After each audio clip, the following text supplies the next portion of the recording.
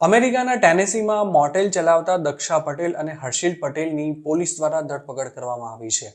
બંને આરોપી પર ભાગેડુ ક્રિમિનલ્સને પોતાની મોટેલમાં સંતાડવાનો આરોપ છે તેમ મોન્ટ ઈગલ પોલીસ ડિપાર્ટમેન્ટ દ્વારા જણાવાયું છે.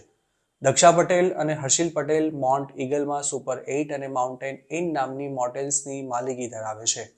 તેમની મોટેલમાં 18 જુલાઈ 2023ના રોજ પોલીસે ભાગેડુ ક્રિમિનલ્સ સંતાયેલા છે કે કેમ તેની ઇન્ક્વાયરી કરી હતી અને તે વખતે દક્ષા પટેલ અને હર્ષિલ પટેલ પોલીસ સામે જૂઠું બોલ્યા હતા. જે બે વોન્ટેડ ક્રિમિનલ્સને શોધવા માટે પોલીસ આરોપીની મોટેલ પર પહોંચી હતી તેમની સામે ફ્રેન્કલિન કાઉન્ટીમાં અરેસ્ટ વોરંટ ઇસ્યુ થયેલા હતા.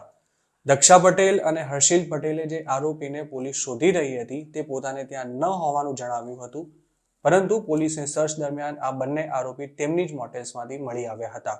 જે વિસ્તારમાં દક્ષા પટેલની મોટેલ આવેલી છે ત્યાં નશીલા પદાર્થની મોટા પાયે હેરફેર થઈ રહી હોવાની બાતમી મળ્યા બાદ પોલીસ દ્વારા મોટેલના પાછળના ભાગે તપાસ કરવામાં આવી હતી અને તે વખતે એક રૂમની બાલ્કનીમાં ઉભેલા બે લોકો પર પોલીસની નજર પડી હતી અને આ બંને વ્યક્તિ વોન્ટેડ ક્રિમિનલ્સ હોવાની જાણ થતાં જ પોલીસ તેમને શોધવા માટે મોટેલમાં પહોંચી હતી.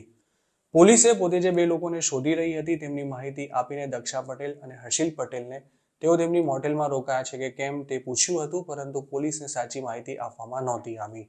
આ દરમિયાન મોટેલમાંથી નીકળેલા બંને વોન્ટેડ આરોપીને પોલીસે તે વખતે જ દોડીને પકડી લીધા હતા અને તેમની ધરપકડ સાથે જ દક્ષા પટેલ અને હર્ષિલ પટેલ પોલીસ સમક્ષ ખોટું બોલ્યા હોવાનું સામે આવ્યું હતું. પોલીસની તપાસ દરમિયાન એવું પણ જાણવા મળ્યું હતું કે દક્ષા પટેલ અને હર્ષિલ પટેલની મોટેલના કોર્નરમાં હાઇડ આઉટ રૂમ હતો અને ત્યાં જ નાસ્તા ફરતા બે ક્રિમિનલ્સને છુપાવવામાં આવ્યા હતા.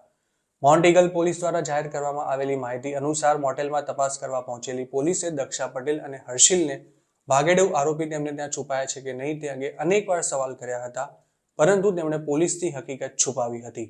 તેમના પર પોલીસ સમક્ષ જૂઠું બોલવાનો આરોપ લગાવવામાં આવ્યો છે, જેને ક્લાસ ઈ ફેલોની મતલબ કે ગંભીર ન કહી શકાય તેવો ચાર્જ કહેવાય છે. ટેનેસીના કાયદા અનુસાર ક્લાસ ઈ ફેલોનીમાં ગુનેગાર થનારા વ્યક્તિને 1 થી 6 વર્ષની જેલની સજા તેમજ $3000 સુધીનો દંડ થઈ શકે છે. તેમાં જો આરોપી કોર્ટ સમક્ષ પોતાનો ગુનો કબૂલ કરી લે તો તેને સંભવિત સજામાંથી થોડી રાહત મળવાની પણ શક્યતા રહે છે.